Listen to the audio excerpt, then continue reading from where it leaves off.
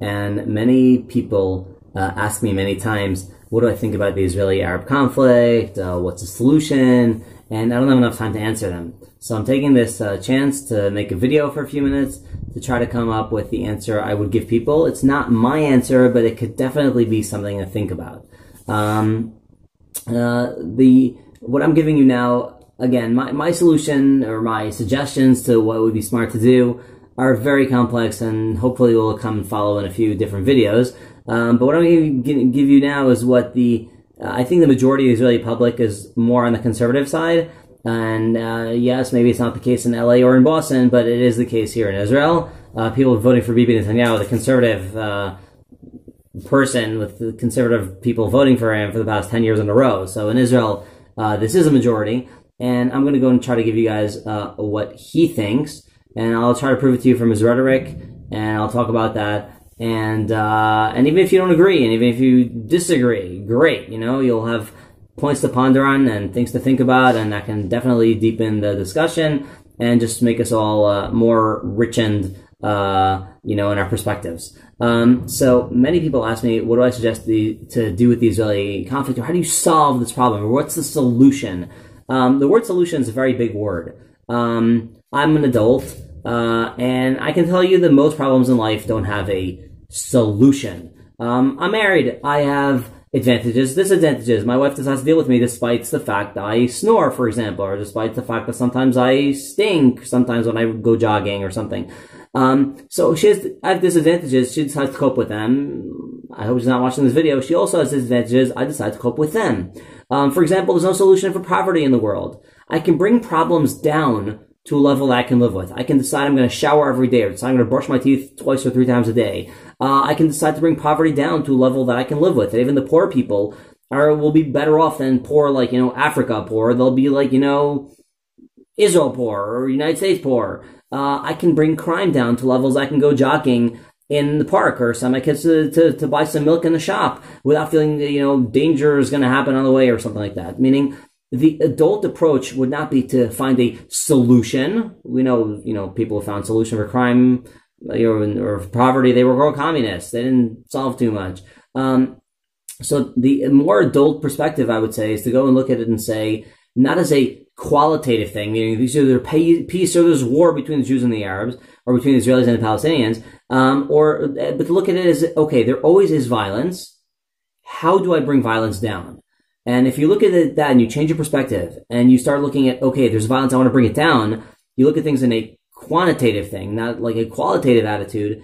That might open your way to start thinking of different ways of lowering the violence. I got news for you. There's probably the next 100 years going to be violence in the Middle East. We're never going to solve any problems. But once you think, okay, there's violence, how do I bring violence down to a level I can live with? Then you might open your way to start thinking of more creative ways of helping out in what's going on in this region and conflict. So I'm going to try to talk about how do you bring violence down? Okay, every single act of violence here in the Middle East that was Arab/Muslim/Palestinian oriented at Westerners/Israelis or Jews always happened after a person for many days did not do that, and then one day decided to do it. Meaning, I'm not trying to hint that all Palestinians are violent or that all Palestinians are dangerous. Not at all. Thank God it's 1 to a zillion. But I want to solve that 1 to a zillion. I want to bring that violence that happens 1 to 100 days or once a week. I want to bring it down to once a month. I want to bring it down to once every 2-3 months. And the question is, how do you stop terrorism? A random person coming and doing an act of violence is something anybody can do tomorrow. And yes, the West right now has very difficult times coping with it, because in the set of rules and systems we put ourselves in, we can't deal with what's going on right now, which is that a random person could be okay and then one day carry out an act of violence. He was okay until that point he did it out, and I can't punish him or catch him in advance. So the way to stop people doing acts of violence is stopping one of two things. There are two things. In order for somebody to do an act of terrorism, there has to be one of two things out, and that's it, and it won't happen. And the answer is it hurt the motivation and stop the ability. Now let me explain to you very simple what I mean. If you stop the ability for somebody carrying out something violent, he won't do it. Take away his gun, arrest him when he goes and picks up a gun or an explosive packet, or do screening machines before you go into every single flight you guys take. You go through screening machines. That's stopping the ability. Meaning, even if I try taking a bomb onto an airplane, I won't succeed because it's too difficult. They're stopping the ability of bad people to carry out bad things. Now, stopping the motivation is a little more complex, because stopping the motivation of somebody doing something bad, in another word, is to deter somebody from doing something bad. Meaning, I want to tell somebody, if you do something violent, I will take such a price from you that you don't want to pay. Now, many people are automatically caught up with the fact that many terrorists know they're going to die while carrying out their terror attack. Meaning, a person running over 50 people in France does not think he's going to come out of that alive, and a person trying to stab an Israeli soldier, probably very much so, definitely a suicide bomber. So many people are caught up and they say, wait, I can't deter these people, they're willing to die. What's more powerful than their life? And that stops our ability from seeing that there actually are ways to deter. For example, if people come with a more collective approach, and people carrying out a suicide bombing, if you punish his society, many times he wouldn't do it. Because he doesn't care about his own life, but he cares about his society. Now, many people think, oh, what do you want to suggest? Carpet bombing Gaza? No! You can drop stink bombs. You can go fly by over the Gaza Strip 1,000 times a night making sonic booms. You can make loudspeaker size of buses and concerts and blast Israeli folk songs at the Gaza Strip, in loud volume in the middle of the night. There are many ways to deter people's lives and make them bad. You can take a village from a family from one village in the West Bank and move them to another village a few hundred yards away, and that might deter an entire tribe or an entire clan of people from carrying out any act. These people are very connected to their land. Meaning, there are many ways that you can come and you can deter people from doing acts of violence. The only problem we have right now is that we can, in order for the deterrence to work, it has to be disproportionate. It has to be somewhere that hurts. Now, let me explain this philosophically. If you hate me and I hate you, if you slap me, I'll slap you back. That might not deter you from slapping me. If you slap me, I'll slap you twice. That might not even deter you. You might say, I'm willing to slap you and get 2 slaps even, just as long as I can let you have one massive one. But if you slap me, I will slice off your left leg. You might give up the honor, because your left leg means more to you than that slap you would give me. The moment that you can apply, you'll never hit 100% of the ability. You'll never get to every bad guy before he does something bad, to every gun before it's purchased, to every rocket that's made before it's made, or hidden in places you can't get to it. But yes, you can deter.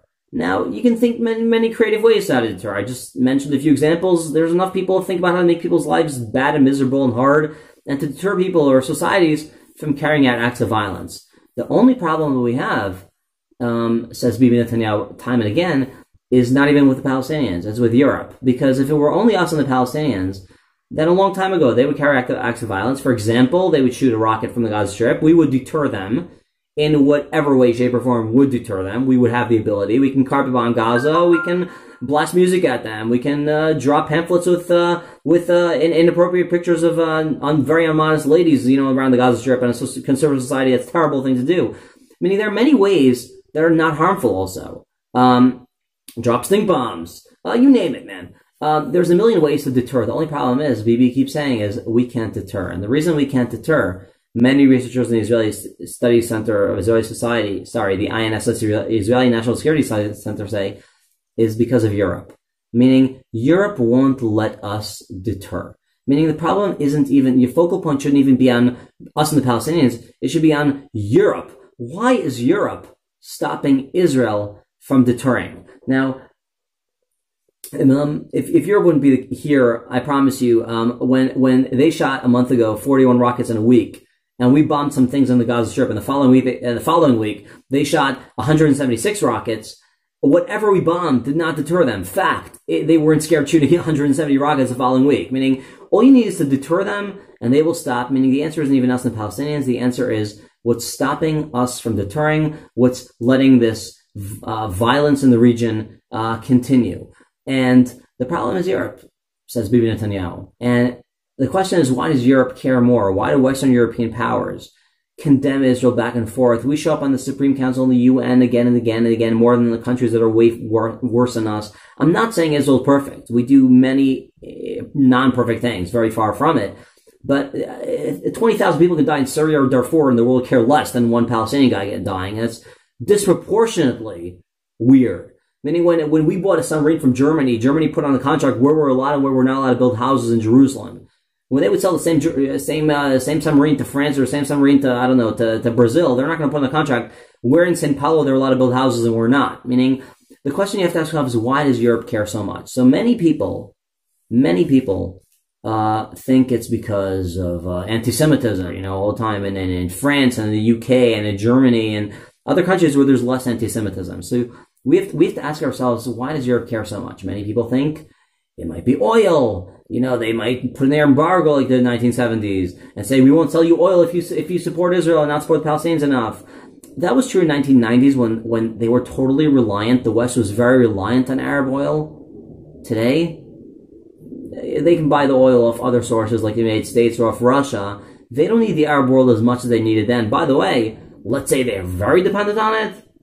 Eastern European powers are also dependent on it, and yet they don't care about Israel. You don't see Israel on page 1 or 17 on a Lithuanian or Hungarian newspaper. You're going to see them on page 1 or 2 of Holland. They're both reliant on Arab oil, at the same levels anyways. So the question you have to ask yourself is why? Now, definitely, yes, there is an ingredient of anti-Semitism. Yes, there's an ingredient of Arab oil and different country interests. But that's not the main one. The main question you have to ask yourself, that might be 10%, 20%, you can think what you think. But the 60 or the 70% reason why they're so careful of it, and this is empirically, you can go check what I'm saying now, is very, very, very simple. The leading force today in Europe is fear from violence within those countries from radical Muslims. Now, I'm not saying all Muslims are radical, but it's enough that 1, 2 zillion are doing something radical, and that's subway stations blowing up, airplanes downed. It's so simple. You want to kill people on London Bridge, you take a bus, and you pull the wheel on the driver after you pepper spray him, and you kill 50 people, drown them in London Canal. I mean, it's so simple. Run over people in Nice in France, or go into a pub in Orlando or in Bataclan in France and shoot down people. It's much easier, unfortunately, to hurt people than it is to help people out. And the question we have to ask you, they are just afraid of their own local Muslim populations. Meaning, countries don't have any Muslims, like Eastern Europe. They care much less about Israel. While as countries that have large numbers of Muslim immigrants or immigrants from Arab states, they're definitely more afraid. Meaning France is afraid. If France in the cities, in Paris and Marseille, can have 11 or 12 or even 20% Muslims sometimes, or London can have 11% Muslims, they're afraid. And what they see here in the Middle East is something that can ignite and spark violence by them. I'll give you guys an example. There are groups in Syria that kill many, many, many people. You will not hear about them. They'll get much less publicity than ISIS. Why does ISIS get so much publicity? Because it's relevant. Because people sit there in the West and they say, wow, these guys are attacking Westerners. It's relevant. It can happen tomorrow in Nice or Marseille or in Munich. And I'm afraid of that happening. And these guys are targeting, if other groups are only targeting Muslims living within Syria or Iraq, these guys are targeting the West. They're relevant for me. Well, Israel's relevant for the West. What they recognize is that Israel might spark violence by them. Meaning if they support Israel, it might upset people to a level that they're going to go and carry out acts of violence. And that's why things are so relevant here. If you look at a map of the West Bank, for example, there are lots of Jews and lots of Arabs living intermingled, driving on the same roads every single day. You'll see 100,000 cars driving on Route 60 in Israel, Palestinian cars and Israeli cars every single day. Everything's okay. But if one thing, God forbid, would happen bad, and Israel would go and do something bad, or Israel would deter the Gaza Strip and hurt them disproportionately in a way they won't want to shoot any more rockets, that might ignite riots or demonstrations that might become violent around Western Europe. And that's why Western Europe is so scared. Meaning, it's not a matter of they care. Countries don't care. They don't have feelings. Countries have interests. And it's their interest that things right now here in the Middle East stay quiet. Now, what I'm going to try to do now in the last few minutes of this video, if you've listened till now, is try to convince you that Benjamin Netanyahu, Israel's prime minister, sees things this way, okay? Now, again, I don't agree with everything I'm saying now, but it definitely will make you think, okay?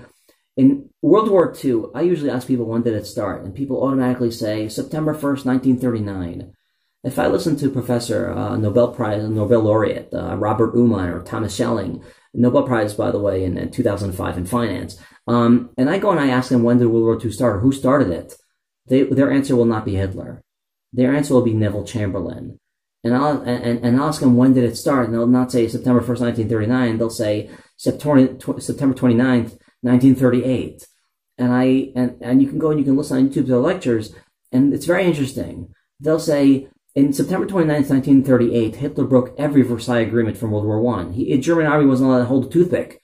He built a huge army, an air force, an artillery force, and you name it. Everyone was afraid of a Second World War. They were petrified. They were wetting their pants scared. And what happened then is that Neville Chamberlain flew in Munich and met Adolf Hitler and signed in the name of, by the way, France and Italy and everybody all together. It wasn't just the UK. It was France and Spain and Italy all together, the biggest powers in Western Europe. They signed an agreement with Hitler himself, saying, Hitler, if you invade Sudetenland of Czechoslovakia, you dissect Czechoslovakia and take Sudetenland, we will not intervene. Neville Chamberlain was convinced that by appeasing Hitler, he's preventing a Second World War. In fact, he was so convinced he got off the airplane. You can watch it on YouTube too. It was actually filmed, black and white, but it was on video in 1938. It's amazing. He gets off the airplane and says, I here in my hand hold the piece of paper that prevented a Second World War. We're going to have peace in our time. I wish I could do a British accent well. Peace in our time. And everyone gave him a standing ovation except for one person. That one person was a game theorist. His name was Winston Churchill. Churchill said, you're incentivizing the bully on the block to do acts of violence. You're convincing him. You're showing him that no matter what he does, he can break all the agreements and you'll go with that. And you'll be okay with that. And you're causing the war. England could choose. They had a choice between disgrace and war. They chose disgrace. And they're going to get war. And he sat there like this, and sitting, not a standing ovation, but very much the opposite, sitting down, in a, in Hebrew, like them demonstrating that he's against it. In fact, well, Hitler took 6 days. He conquered Czechoslovakia, dissected off Sudetenland, and guess what happened 11 months later? Through Sudetenland, he conquered Poland. And Neville Chamberlain was, oh my God, what's going on? And Churchill was, you dope, you made him do it. Thomas Schelling looked at him and says, it's about game theory. How do you incentivize people to do violence or less do violence? How do you incentivize people to be peaceful or not? Well, that's how. You show them that violence or acts that are, are being a bully on the block are not worth it. And that's how you could maybe take violence down. So Hitler didn't cause World War II, Neville Chamberlain did, says Thomas Schelling, says Robert Uman. By the way, what ended World War II? 65 million people lost their lives. I'm a Jew, so for me 6 million people is painful, but 60 million people died during that war. What stopped 60 million people dying? The answer is atom bombs. Nuclear weapons stopped. Yes, they killed 170,000 people and I think 300,000 people in Hiroshima and Nagasaki, but they stopped the war. Had they not bombed them with nuclear weapons, the war might have continued with millions more people dying. So it was a little weird. Pieces of paper actually brought war, and atom bombs caused peace. This is Thomas Schelling's lecture when he got a Peace Prize, not Peace Prize, Nobel Prize, and he gave a lecture about the 60 miraculous, wonderful years, and guess what he spoke about? He got the prize in May of 2005, so 60 wonderful years. Go back, it's 1945 May when they dropped nuclear weapons. He's talking about how atom bombs bring peace. He talks about the Cold War that stayed cold because both powers had airplanes circling the sky ready to deploy nuclear weapons. Now, can you imagine one of them wouldn't have it and the other one would nuke, and let's say they wouldn't have nuclear weapons. Then you'd have a hot war with actual bombs between Russia and the United States. Can you imagine bombs on London and New York, on St. Petersburg and Moscow, and one's landing in D.C. and Manhattan? I mean, it'd be much deadlier than the Cold War. It stayed cold thanks to nuclear weapons, says Thomas Schelling. Bibi Netanyahu looks at this thing and he says, I want to bring violence down. What does he go to the UN in 2009? He says, Israel will not be Czechoslovakia of 2010. He goes the next year. He says, Israel won't be in interviews. He says, Israel won't be Sudetenland of 2012 or 2014. He says it again and again. Meaning, you think you're trying to suppress violence by you in Europe, by appeasing the wrong side. You're actually causing violence to happen by you guys. You're incentivizing violent people to carry out acts of violence. You're showing them that you're weak when you have to show them what you're doing is strong. He goes and meets with Obama. He tells him, he writes in a newspaper, I am today's Winston Churchill. Winston Churchill is the guy who told Neville Chamberlain, you're incentivizing bad habits by bullies. What you got to do is the opposite. Show them you're stronger than they are. And that way you might be able to bring violence down. Now, if you do agree with Bibi Netanyahu, I'll say, and you do think, oh, maybe it's not pieces of paper and agreements between us and the Palestinians. Maybe it's deterrence can bring down violence. Once you bring violence down in the West Bank, You can look at this map of the West Bank and you can say, you know what? I have a very, very, very wide range of things I can do. I can go from 100% annexation of the West Bank to 100% getting out of the West Bank and even leaving the Jews there. If I'm not afraid of acts of violence happening against them, because Iranian Palestinian terrorists here and there, when there are some, will not dare hurt a Jew because he'll pay a high price and he won't do it. That's the day you might be able to bridge gaps between the Palestinians and Jews, the ones who don't like each other a lot in many cases. You know, Jews want to fix their cars by Arab shops because it's cheaper, and Arabs like the Jewish business because they pay more money than Palestinians do. They're richer. And so the problem is that this can't happen. The vibrant life and situation always has a fear of something violent happening for a very simple reason. That is what can't deter. Now, what you have to do is solve the problem in Europe. You have to ask, how do I get Europe not to be afraid or to be more supportive of Israel and say, you know what, go ahead. They shot a rocket at Beersheba or Tel Aviv, go deter them in whatever way you see fit. That's the day you can bring violence down. That's the day you can start thinking of territorially, municipally, electromagnetically, in terms of sewage and water supplies, in terms of, you name it, resources, agriculture, everything can be solved once you bring violence down. You have to ask, how do I bring violence down? How do I make Europe not care about Israel? And once they don't, then the sky's the limit. You have a much wider range of things that you might carry out. So I hope this movie, even if you don't agree with it, made you think, and the different things. And maybe the approaches that we take for the past 25 years since the Oslo Accords of talking among each other is not what's going to actually lower the violence. Maybe it's what will raise the violence. By the way, many Israelis say after the Oslo Accords in 1993, that's when Arabs started bombing like a lot, and after there was a wave of violence and suicide bombings. And the same thing happened, by the way, after we left Lebanon in May 2005. We got a violent intifada in the West Bank, meaning it incentivized people to do acts of violence. If you show them you're weak, they'll not, okay, they're giving us a gesture. They'll see it as a sign of weakness, not as a gesture. We left the Gaza Strip. If an average shot 170 rockets before we left the Gaza Strip, well, afterwards they shot 1,000 a year. And that's before the Hamas took over. Hamas took over in 2007. So in those 2 years, Palestinian Authority was in charge. And again, we saw it as a gesture, but it doesn't matter what we see. It matters how violent groups in the Gaza Strip see it. They see it as a sign of weakness. Oh, if I shoot 50 rockets, they leave. I'll not, okay, they're leaving, I'll be nice to them. No, I'll shoot more rockets, hopefully get them out of the rest. And anyways, I hope this video was useful. And I'll send another video and soon out. You can look up my name on YouTube, Eytan Rund. That's Eytan Rund. It should be written here on the bottom of the screen.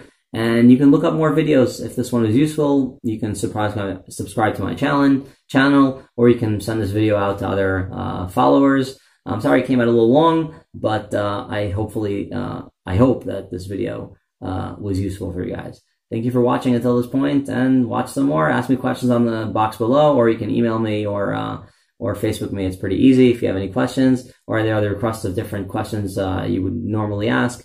Hopefully in these videos, I'll sort of once in a while I'll address a lot of these questions on future videos to come. Thank you very much.